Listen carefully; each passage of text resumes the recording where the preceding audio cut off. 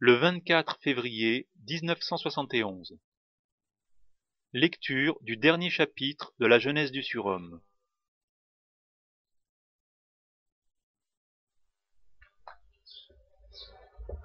La fin. Oui, c'est la fin. J'attends.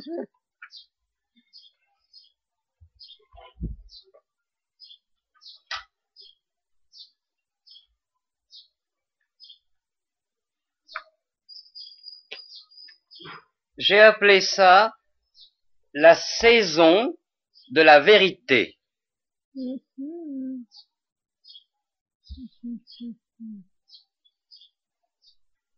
Reste l'irritant secret du passage de ce corps de lumière à ce corps d'ombre, de ce corps de vérité à ce corps mortel.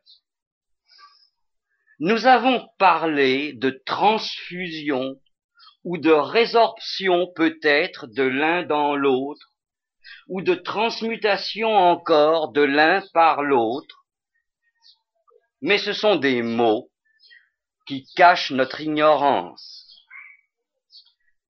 Comment cette écorce, comme disait celle qui continue l'œuvre de Sri Aurobindo et qui tente la périlleuse aventure, le grand saut final de l'évolution matérielle, comment va-t-elle s'ouvrir, céder la place à cette fleur de feu longtemps mûrie?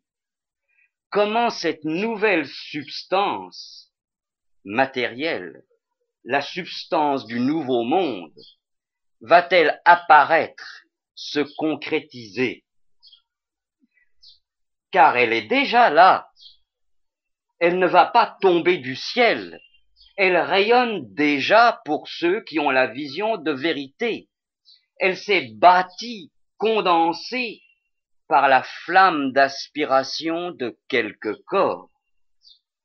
On dirait presque qu'il suffirait d'un rien pour qu'elle transparaisse au grand jour, visible et tangible pour tous. Mais ce rien-là, cet impalpable voile, cet ultime écran, nous ne savons pas quel il est, ni ce qui le fera tomber. Ce n'est rien, vraiment. C'est tout juste une écorce. Et derrière palpite et vibre le monde nouveau, si intense, si radiant, chaleureux, d'un rythme si rapide et d'une lumière si vivante, tellement plus vivante et plus vraie que la lumière actuelle de la Terre, que l'on se demande comment on peut encore vivre dans cette vieille substance racornie, étroite, épaisse, maladroite, et que la vie entière telle qu'elle est apparaît en effet comme une vieille écorce sèche, mince, plate, sans couleur, une sorte de caricature de la vraie vie, une image en 2 dimensions d'un autre monde matériel, plein de profondeur et de vibrance, de richesse de sens superposés, fondus, de vie réelle, de joie réelle, de mouvement réel. Là, dehors, ce sont comme des petits pantins d'êtres qui se meuvent, des ombres chinoises qui passent, éclairées par quelque chose d'autre, projetées par quelque chose d'autre qui est la vie de leur ombre, la lumière de leur nuit, le sens sacré de leurs petits gestes futiles, le corps vrai de leur silhouette blafarde. Et pourtant, c'est un monde matériel, matériel, matériel. Ce n'est pas une fiction glorieuse, pas une hallucination des yeux clos, pas une vague auréole de petits seins, c'est là. C'est comme la vraie matière, disait Sri Aurobindo. Ça cogne à nos portes, ça veut être à nos yeux et dans nos corps, ça martèle le monde, comme si la grande image de toujours voulait entrer dans la petite, le vrai monde entrer dans cette caricature qui craque de tous les côtés, la vérité de la matière entrer dans ce revêtement mensonger et illusoire, comme si vraiment l'illusion était de ce côté-ci, dans ce faux regard de la matière, cette fausse structure mentale qui nous empêche de voir les choses comme elles sont, car elles sont déjà vraiment, comme la rondeur de la lune est déjà, seulement cachée par notre regard d'ombre. Cette solidité de l'ombre, cette efficacité de l'illusion est probablement le petit rien qui empêche. Est-ce que la chenille pouvait s'empêcher de voir un monde linéaire tellement concret et objectif pour elle, tellement incomplet et subjectif pour nous? Notre terre n'est pas complète, notre vie n'est pas complète, notre matière même n'est pas complète, elle cogne pour devenir entière et ronde. Il se pourrait bien que tout le mensonge de la terre soit dans son regard faux, qui entraîne une vie fausse, une action fausse, un être faux qui n'est même pas, qui crie pour être, qui cogne à nos portes et aux portes du monde. Et pourtant, cette écorce, elle existe, elle souffre, elle meurt. Ce n'est pas une illusion, même si derrière se trouve la lumière de son ombre, la source de son geste, le vrai visage de son masque. Qu'est-ce qui empêche la jonction? Peut-être simplement quelque chose dans la vieille substance qui se prend encore pour son ombre au lieu de se prendre pour son soleil. Peut-être s'agit-il seulement d'une sorte de transfert de notre conscience matérielle, de son passage total et intégral de la petite ombre à la grande personne. Un passage qui est comme une mort, une bascule dans une autreté si radicale que c'est comme la désintégration du vieux bonhomme. Une mort, résurrection instantanée, une autre vue soudaine, une précipitation dans le vif, le vrai vif qui abolit ou irréalise la vieille ombre. Tout le chemin, le simple chemin, est peut-être seulement de s'apercevoir de ce qui est déjà là et d'apprendre à avoir confiance. Mais cette écorce obstinée, cette vieille matière illusoire partout sous nos pieds, continue d'être, au moins pour les autres. Le critère de l'objectivité, ce que nous appelons le monde comme il est sa perception généralisée. Faut-il concevoir qu'une poignée d'êtres plus avancés, de pionniers du nouveau monde, vivront de cette vraie manière, dans ce vrai corps, invisible pour les autres, tandis que les autres continueront de vivre et de voir dans la vieille ombre et de trébucher avec elle, de mourir et de souffrir avec elle, jusqu'à ce qu'ils soient eux aussi capables de l'ultime transfert et d'entrer dans le nouveau monde qui deviendra l'objectivité générale et pourtant sur cette terre et dans cette matière, mais vue avec le vrai regard. La vieille écorce tomberait quand tout le monde pourrait voir du même regard, quand tout le monde, précipité dans une saison plus avancée, verrait l'arbre en fleurs au lieu de la vieille cosse. L'arbre est en fleurs parce que la saison est venue. Peut-être faut-il attendre que les hommes se rendent compte que la saison est venue et que toutes les fleurs sont là sur le bel arbre. Mais elles sont déjà là en vérité, sauf pour ceux qui s'attardent à l'hiver quand le printemps tressaille partout. En fait, la conscience supramentale, le rythme supramental est un rythme extraordinairement rapide. La Terre actuelle paraît statique et stagnante à côté de ce rythme-là.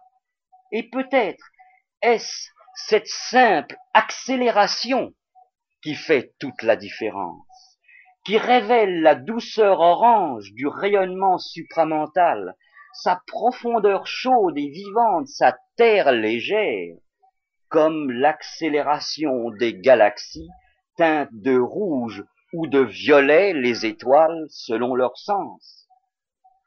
Et comment cette vision nouvelle, aussi concrète que celle de tous les Himalayas réunis, plus concrète même, parce qu'elle révèle toutes les profondeurs intimes de l'Himalaya et sa paix vivante, son éternité solide, comment ne changerait-elle pas radicalement toute la vie de l'humanité, du moins pour ceux qui peuvent voir, et peu à peu pour tout le monde, aussi radicalement que la perception de l'homme a changé le monde tel qu'il était perçu par la chenille. Car, finalement, cette vision nouvelle n'abolit pas le monde, elle le fait voir tel qu'il est.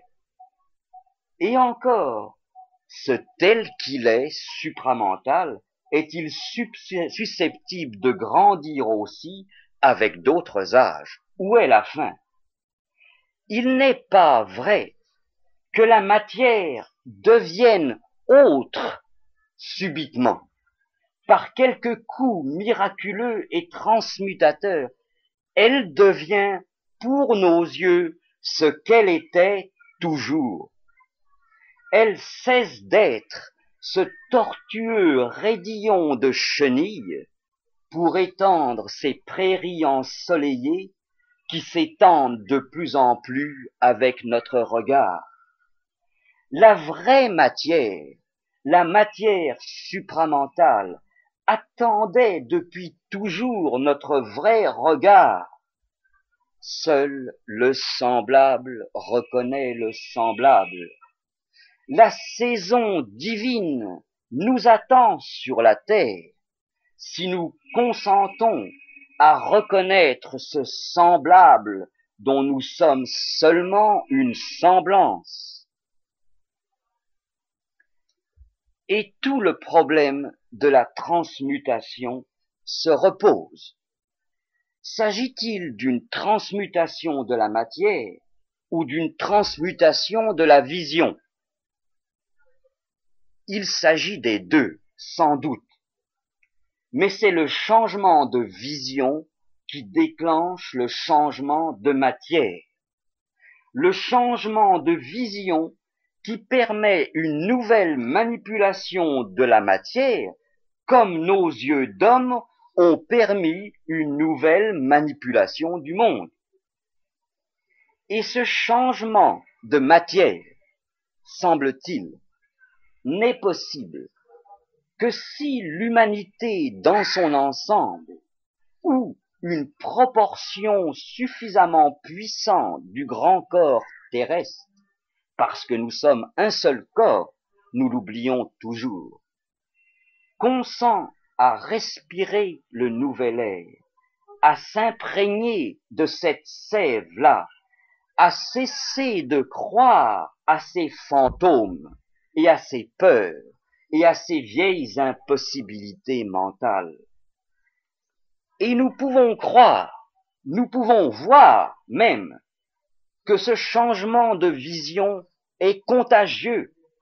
Il y a une contagion de la vérité, une irrépressible expansion de la vérité. C'est elle qui fait craquer nos moules et nos consciences et nos lois et nos systèmes, nos pays, sous son invisible pression dorée. Il y a un coup de saison solaire sur le monde qui fait vibrer notre âge et la folle sous son afflux doré. Et la vérité de quelques-uns contraindra tout le reste à changer aussi simplement, aussi inévitablement que la première touche du printemps se propage de branche en branche et de bourgeon en bourgeon. Les secrets sont simples, nous l'avons dit, et nous nous demandons si cette difficile transmutation, cette alchimie compliquée, et ces épais grimoires, et ces mystérieuses initiations, ces austérités savantes, et ces gymnastiques spirituelles, ces méditations et ces retraites, et ces souffles torturés, et tout ce labeur de l'esprit, ne sont pas en fait le labeur du mental, qui veut que ce soit difficile, infiniment difficile, afin de se gonfler encore et d'avoir la gloire de dénouer un formidable nœud qu'il avait lui-même noué. Si c'est trop simple, il n'y croit pas, parce qu'il n'y a rien à faire, parce qu'il veut faire à tout prix. C'est sa nourriture et son gagne-pain, son gagne-égo. Mais cette enflure et cette boursouflure mentale nous voilent peut-être une infinie simplicité, une suprême facilité, un suprême non-faire, qui est l'art de tout faire. Nous avons dû faire et refaire et bourlinguer sur les voies du mental pour individualiser une parcelle de cette formidable, immense conscience-force, cette énergie, harmonie universelle, pour lui donner conscience d'elle-même en quelque sorte, dans une forme et sous des milliards de formes. Mais au bout du long périple de la petite flamme, le temps ne vient-il pas de faire craquer le moule qui nous avait aidés à grandir et de retrouver dans un petit centre d'être, un petit centre de matière, dans une petite note chair, la totalité de la conscience et de l'énergie et de l'harmonie, et de laisser ça faire, et ça changer nos yeux, et ça imprégner nos tissus, et ça élargir notre substance, de laisser jouer un suprême enfant en nous qui court par les grandes prairies du monde et qui ne demande qu'à jouer avec nous et pour nous si nous voulons, parce qu'il est nous. Cette difficile transmutation n'est peut-être pas si difficile après tout. Elle doit être simple comme la vérité, simple comme le sourire, simple comme l'enfant qui joue. Il s'agit peut-être seulement de savoir si nous voulons prendre le parti de la difficulté, le parti du mental qui se gonfle et se torture désespérément pour tenter de s'élargir à la taille de l'univers, le parti du mais et du pourquoi et du comment et de toutes les lois implacables qui nous étranglent et nous étranglent dans notre camisole de force mentale, ou le parti d'un je ne sais quoi qui glisse dans l'air, qui pétille dans l'air, qui cligne de l'œil à tous les coins et sous toutes les rencontres, toutes les choses, toutes les vétilles de la banalité du jour, comme pour nous entraîner dans un indicible sillage d'or où tout est simple et facile et miraculeux. Nous sommes en plein dans le miracle. Nous sommes en pleine saison supramentale. Elle cogne à toutes nos vitres closes, dans nos pays, dans nos cœurs, dans nos systèmes qui s'écroulent, nos lois qui branlent, nos sagesses qui titubent, dans nos milliers de mots qui sortent et qui sortent, nos milliers de petits mensonges qui quittent la barque en détresse.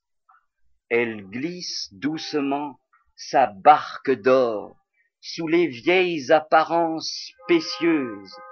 Elle pousse ses bourgeons inattendus sous la vieille loque. Elle attend une toute petite faille là-dedans pour jaillir un tout petit cri d'appel. La transmutation n'est pas difficile, elle est toute là, elle est toute faite. Elle attend seulement que nous ouvrions notre regard à l'irréalité de la misère, à l'irréalité du mensonge, à l'irréalité de la mort, à l'irréalité de notre impuissance, à l'irréalité du mental et des lois du mental. Elle attend notre saut radical dans cet avenir de vérité, notre révolte contre la vieille cage, notre grande grève de la mécanique. Ah, laissons aux aînés, aux vieux aînés du vieux monde, aux vieux croyants de la misère et de la souffrance et de la bombe et de l'évangile et des millions d'évangiles qui se disputent le monde. Laissons-leur le soin de faire tourner encore quelques jours leur vieille machine grinçante, de disputer des frontières, disputer des réformes et des réformes de la pourriture, disputer des accords du désaccord, d'empiler des bombes, empiler des faux savoirs, empiler des bibliothèques et des musées, de prêcher le bien, prêcher le mal, prêcher l'ami, prêcher l'ennemi, la patrie et la non-patrie, de fabriquer des machines et des super-machines, et des fusées pour la Lune, et des misères pour toutes les bourses.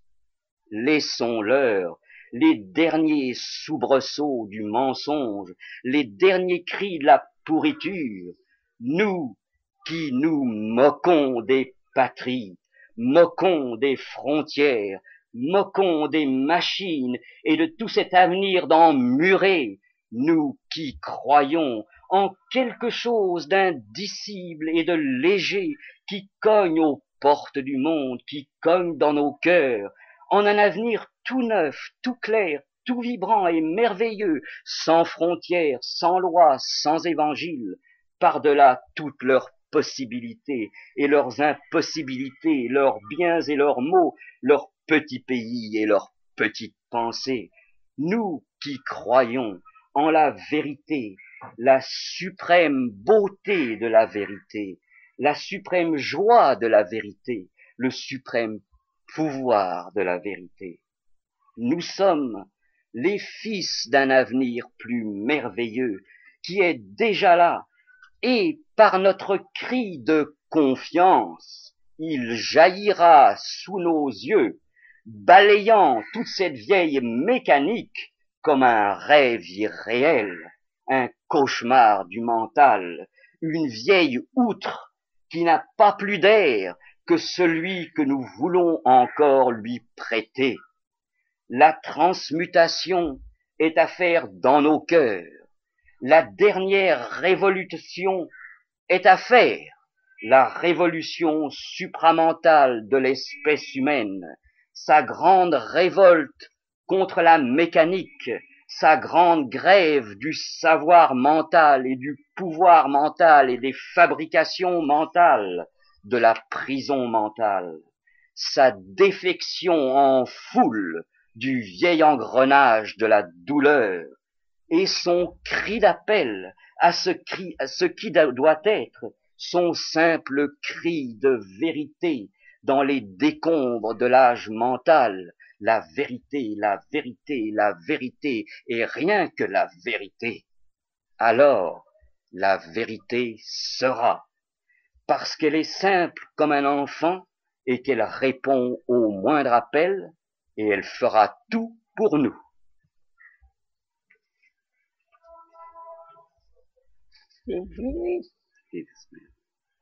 C'est fini. C'est fini, oui.